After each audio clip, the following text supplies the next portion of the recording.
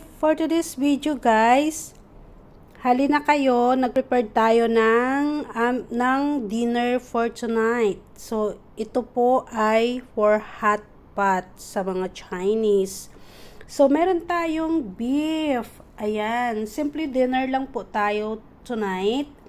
Ayan, meron tayong beef, fish, at saka syempre meron din tayong squid. Ayan.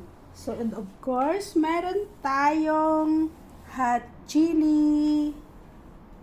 At syempre, meron din tayong spring onion. At nag-prepare din pala ako guys ng Chinese lettuce. So, ito po guys, masarap talaga siya for hot pot. Ayan.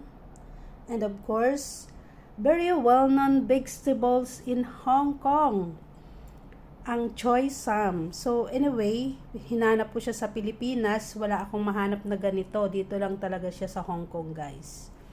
So, of course, meron din tayong chicken balls with mushroom. Ayan. So, ayan ang ating setting. Simple dinner lang talaga kami, guys. Dahil nga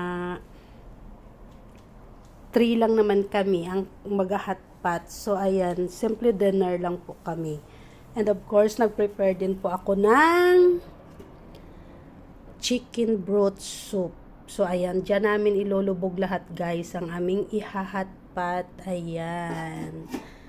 So, ayan. Thank you for watching, everyone, and support my YouTube channel. Please don't forget to subscribe, Rosie Paradise TV.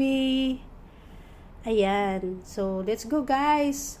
Samahan nyo kami, dinner na tayo. And thank you for watching, everyone. So, ayan. Ang aming hotpot for tonight. Bye, everyone. Bye-bye. Our simply hotpot.